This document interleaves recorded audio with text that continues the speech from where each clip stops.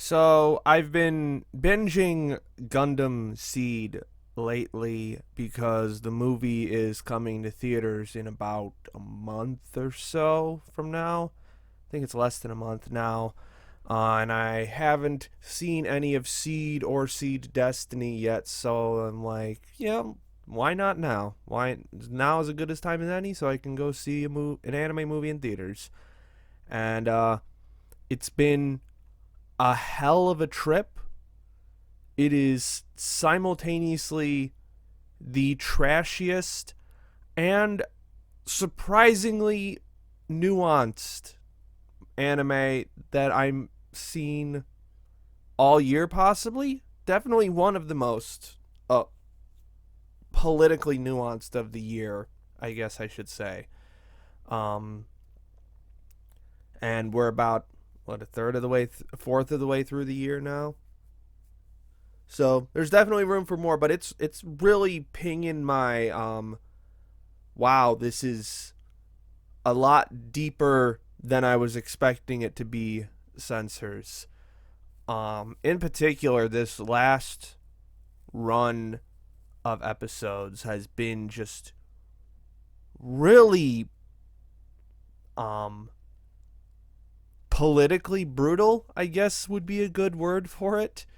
Um it is really showing the end result of the classic cycle of violence narrative trope.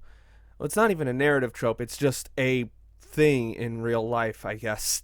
Um, got my vocabulary is becoming uh, media poisoned, but it is very much a um, where where can the cycle of violence stop, or does it stop? Will it ever stop, or will it just continue to keep escalating further and further and further and until one side is launching hundreds of nukes at the other, and the other has a giant space laser that launches gamma rays at the one side and just vaporizes them and turns them into like meat balloons.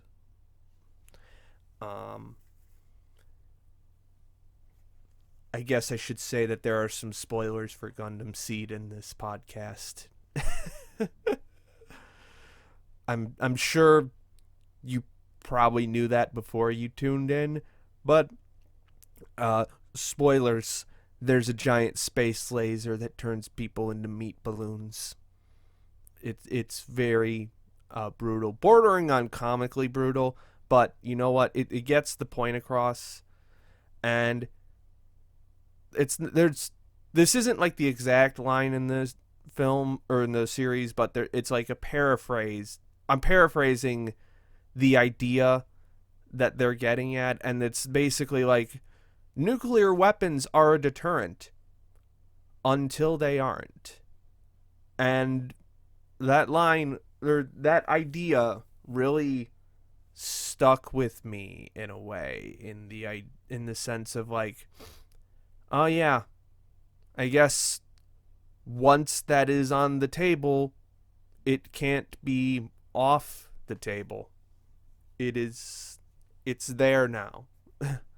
And so you're kind of just hoping that one any side just keeps that away, keeps that off the table, because once that is a cat that cannot be put back in the bag. And the rapid escalation of violence in like the last 10ish episodes of Gundam Seed are really showcasing that in a surprisingly realistic way.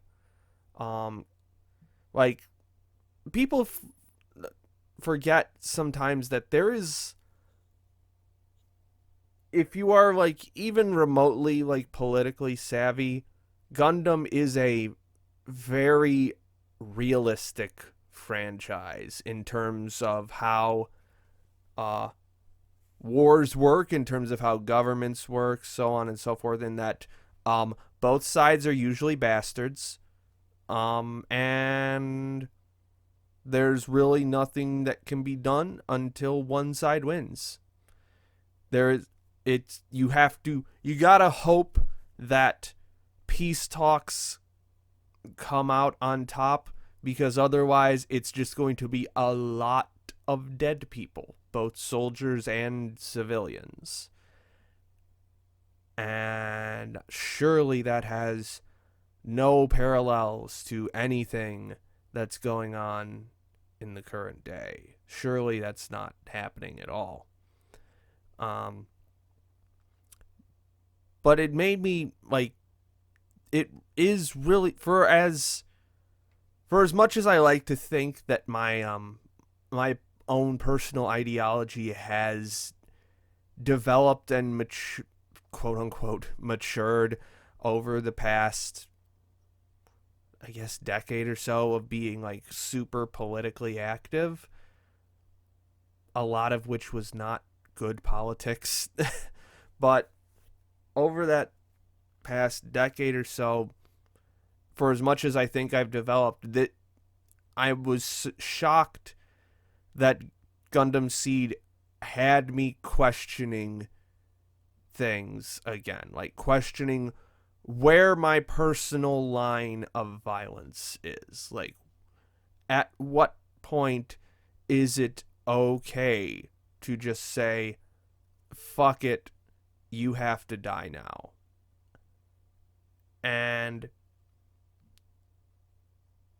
the reason it makes me question that is because it very plainly puts out that idea of it being a cycle, just constant, never-ending violence. Well, if you did violence to me, then I have to do violence to you, and so then you're going to do violence back to me ad nauseum. And Gundam Seed has this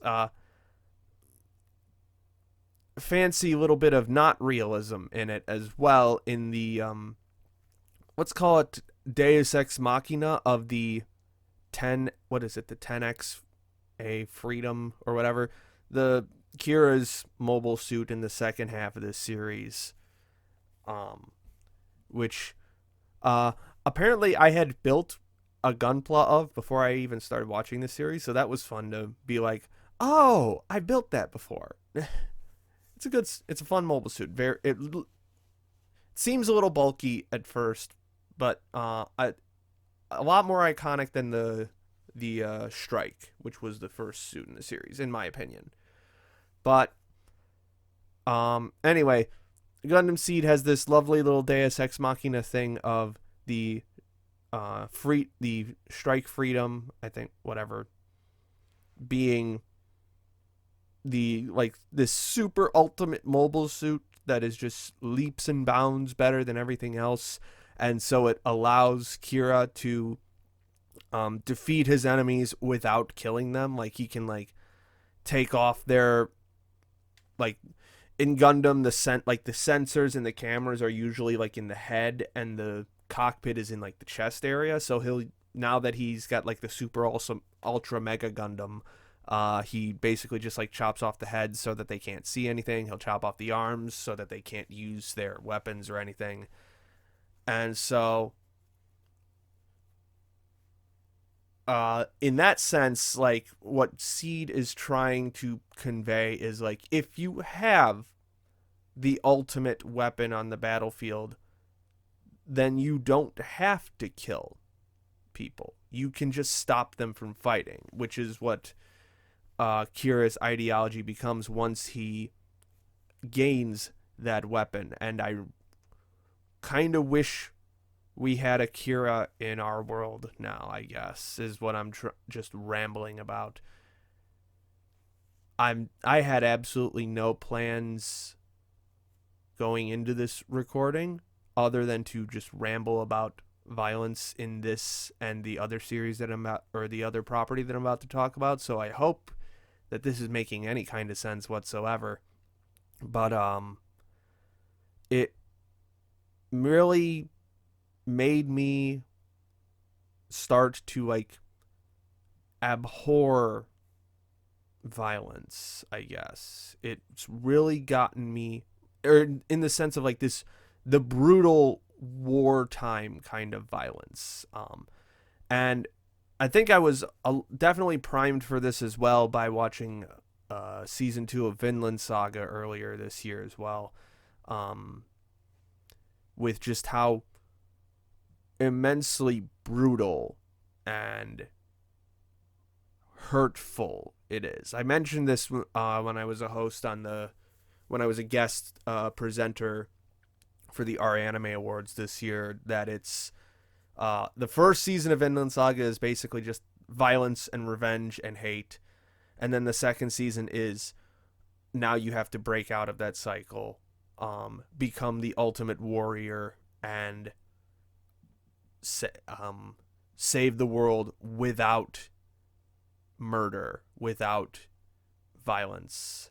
Become the ultimate savior hero who can like save the day through passive violence, I guess.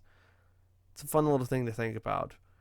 So, in any case, I've been binging Seed. I've been really getting into it, and then I was gonna finish up today, and I have like 3 episodes left, but I was like also like, oh shit, I've been meaning to go see Monkey Man, and it's leaving my local theater tomorrow, so I guess I have to go see it today.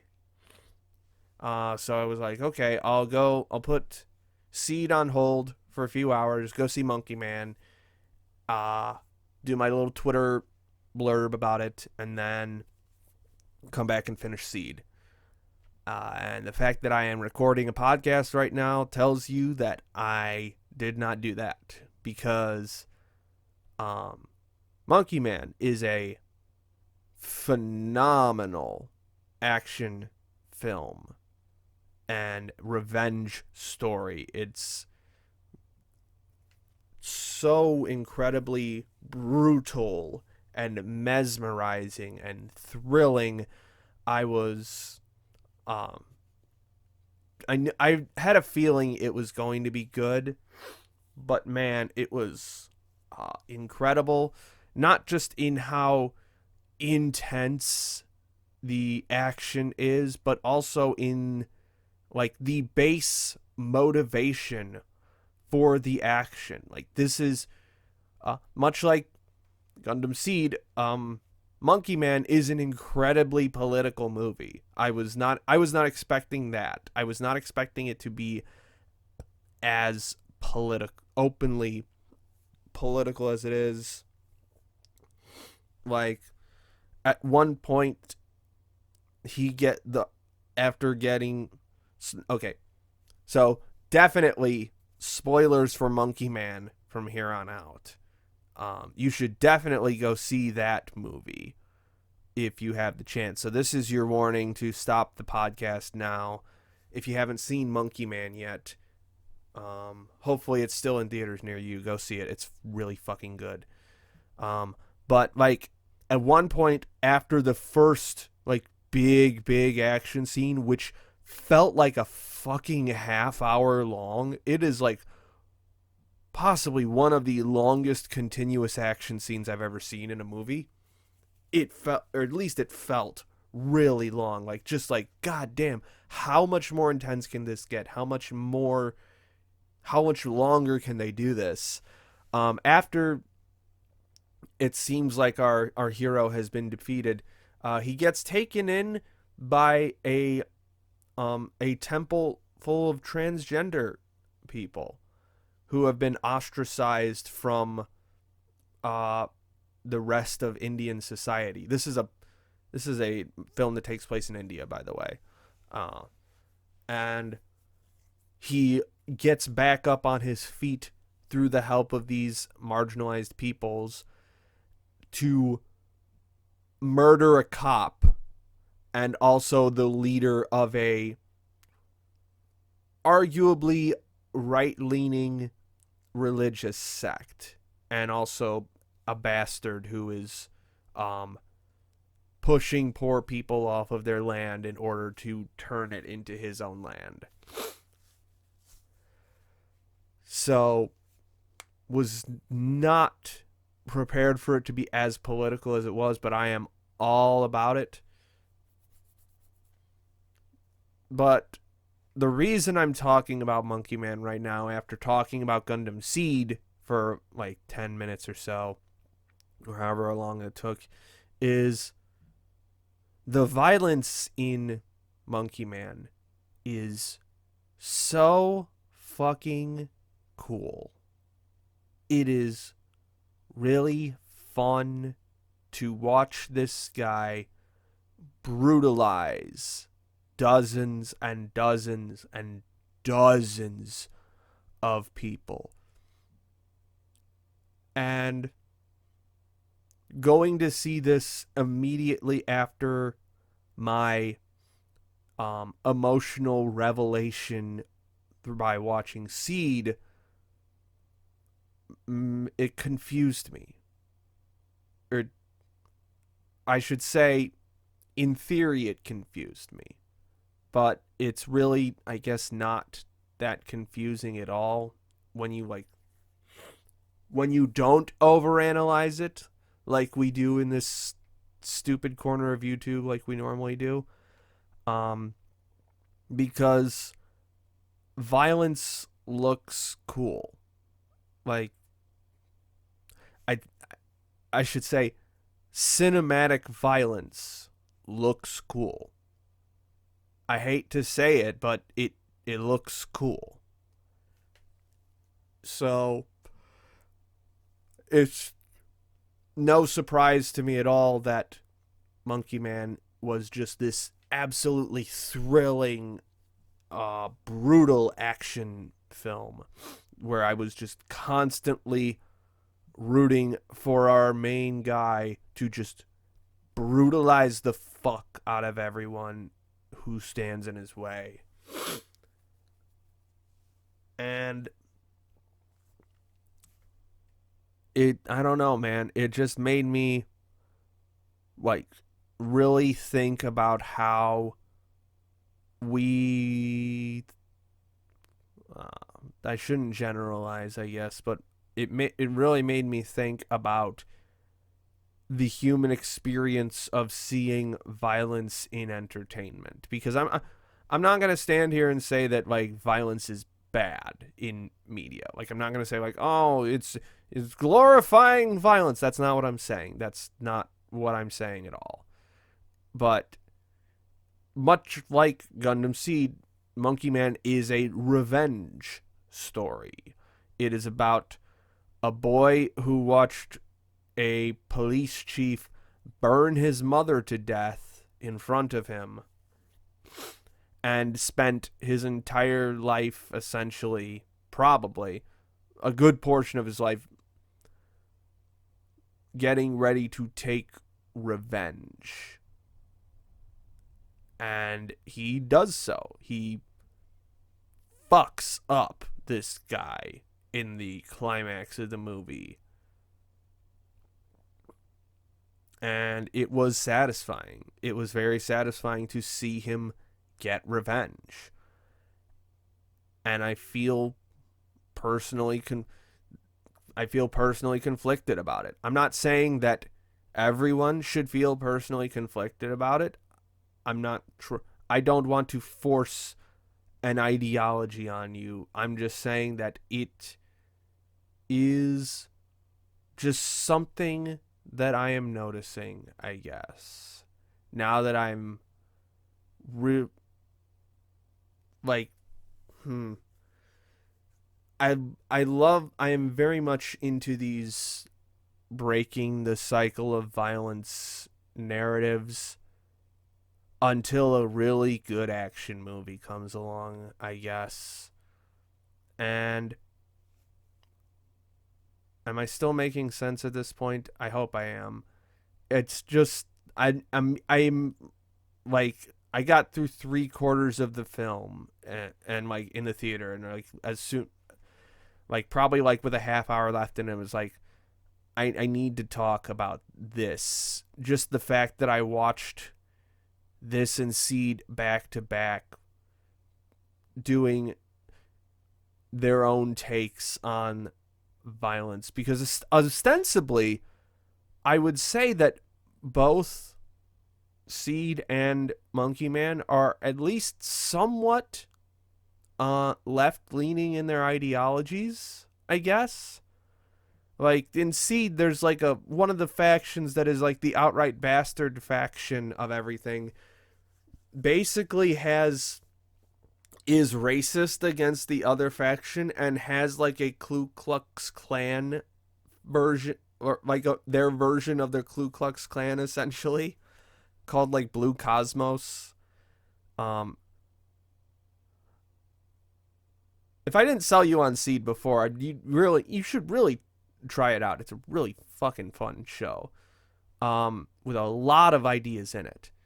So like, Seed is ostensively a left-leaning show about breaking the cycle of violence and not being racist towards people, I guess. And then Monkey Man is about refusing to bow down to authoritarian violence, taking action against authoritarian violence when you see it, and putting it the fuck down. Which, I guess in theory, I'm not going to lose sleep over that, is what I'm saying. But I also worry about where that puts us in this cycle.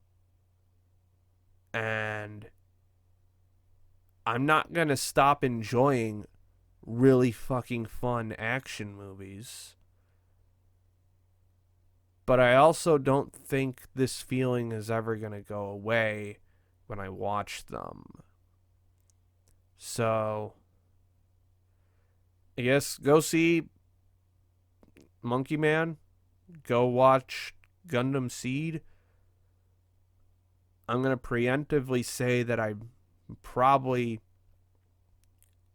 going to keep watching both kinds of media until Seed Destiny proves to be what Seed Destiny's reputation portrays it as, I assume. You don't lose 0.6 of a point on Mal for nothing.